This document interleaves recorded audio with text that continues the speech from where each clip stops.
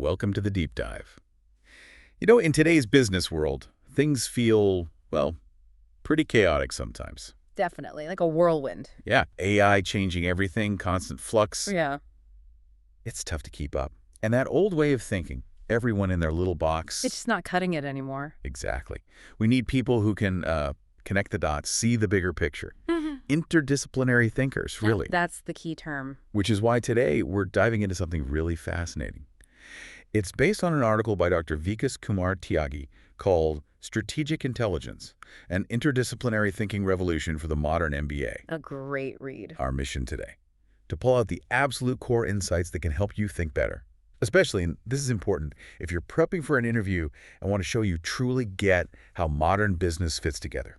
It's so relevant. Dr. Tyagi puts it perfectly, doesn't he? Great businesses are not built by knowing more, but by thinking better. Love that quote. So this deep dive isn't about, memorizing terms. We want to give you a clear framework for 5 key business areas. But more importantly, show how they link up, how they create this new integrated way of thinking. Imagine bringing that perspective to an interview. That's powerful. Okay, let's start unpacking these 5 pillars. First up, corporate strategy. The big picture stuff? Right. When you hear strategy, you probably think high-level plan, long-term direction, and yeah, that's part of it. It answers those huge questions. Where do we play? What's our unique value? How do we win and keep winning? Critical questions. But the article stresses, in this VUCA world, volatile, uncertain, complex, ambiguous strategy isn't static. It's not just those classic models anymore. It has to be dynamic, adaptive. Absolutely. And the thinking involved, it's not just pure analysis. It's actually deeply creative, too. How so? Well, think pattern recognition, seeing things others miss, and scenario planning, imagining different futures. But here's a really key insight from Dr. Tyagi. Strategy is also about knowing what not to do.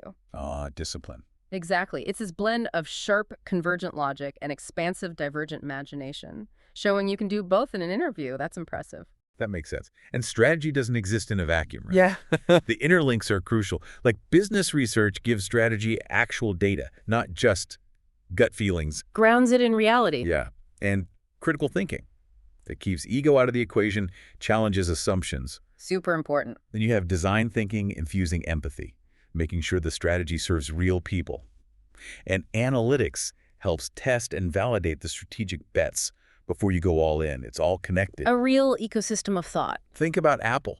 Their strategy wasn't just about shiny products. No, much deeper. It was total ecosystem thinking.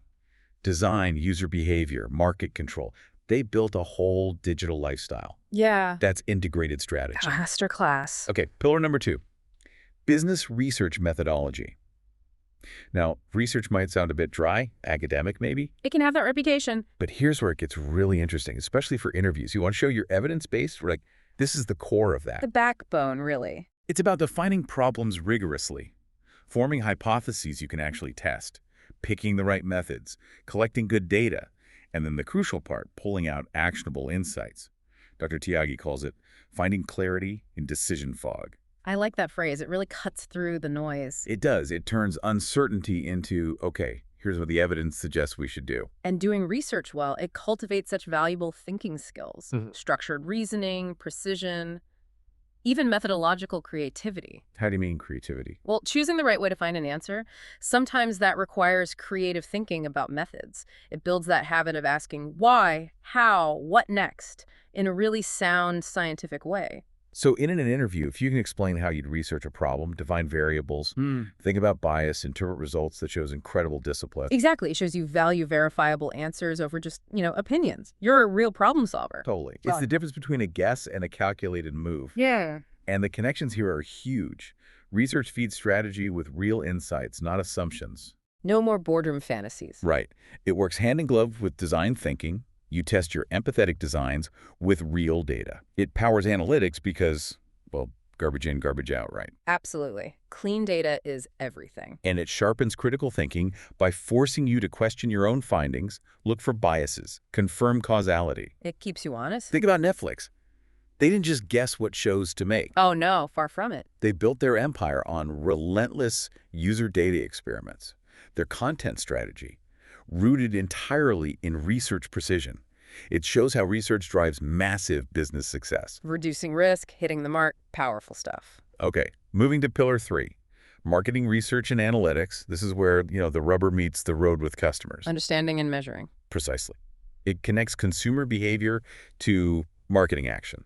Answers questions like, who is our customer? What do they actually value? How do we deliver that value and prove it? And analytics adds the muscle. Definitely. Segmentation, forecasting, A/B testing, predictive models. It's not just about looking back, it's looking forward.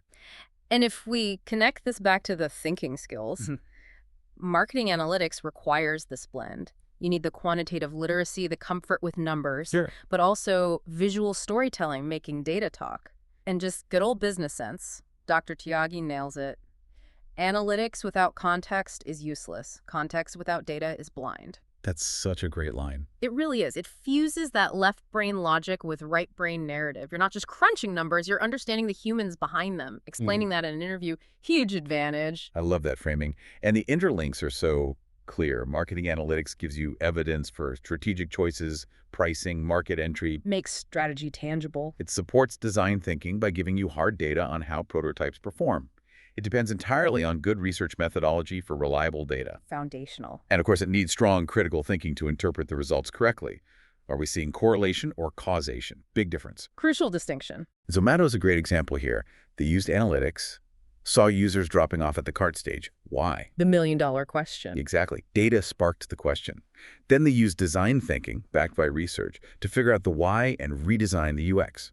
The result, a 27% drop in bounce rate. Wow. That's data, design, research, all working together. Perfectly. Okay, pillar number 4, design thinking. This one's really changed the game in problem solving. It's become huge, hasn't it? Yeah, it's this nonlinear, superhuman-centered approach.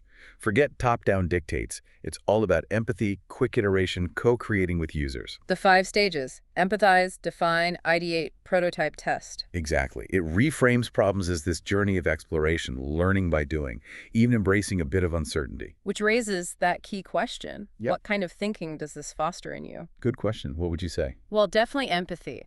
Deeply understanding users. Imagination pushing beyond the obvious fixes. Iteration knowing the first try is just a starting point. Learning from mistakes. Yes.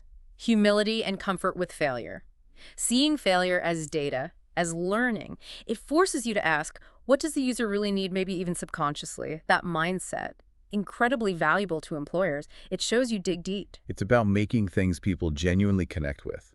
And the interlinks.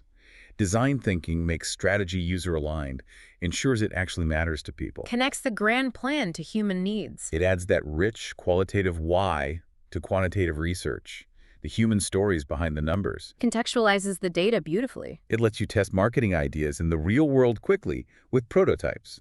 And it demands critical reflection all the way through.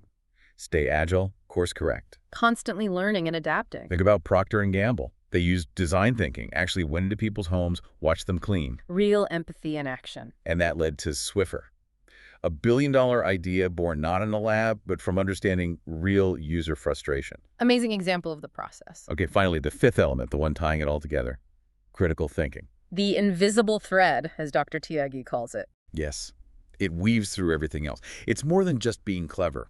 It's the discipline to analyze facts, challenge assumptions, spot biases, make logical choices. Constantly asking, what's the source? Are we jumping to conclusions? Is there a better way? It's like the ultimate quality control for your own thinking, essential for interview situations where you need to break down a case or problem logically. And the thinking dimension here. It's about mental discipline, ethical reasoning, striving for objectivity, and maybe the toughest part, the courage to dissent. To speak up against groupthink. Exactly. It's your defense against fake certainty. Showing an interviewer you can dissect a problem, question assumptions, arrive at a reasoned conclusion, even if it's unpopular. That shows real intellectual strength. Shows you're an independent thinker. And its interlink is everywhere. It audits the rigor of your business research. Use it sound. It challenges or validates your analytics interpretations, stops you chasing phantoms in the data. Prevents missteps. It stress tests your strategic options for viability.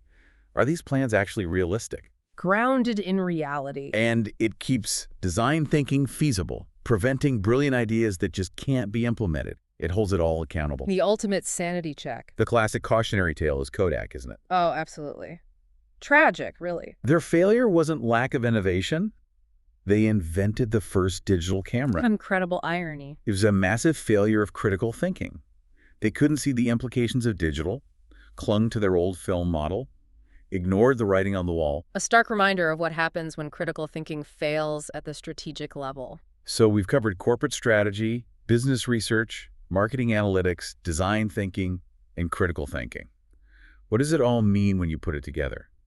How does this help you solve problems, especially in a high-stakes situation like an interview? Dr. Tyagi offers this interdisciplinary problem-solving model. Yeah, let's make it concrete. Imagine a typical MBA challenge or a real-world task, launching a new sustainable furniture brand online.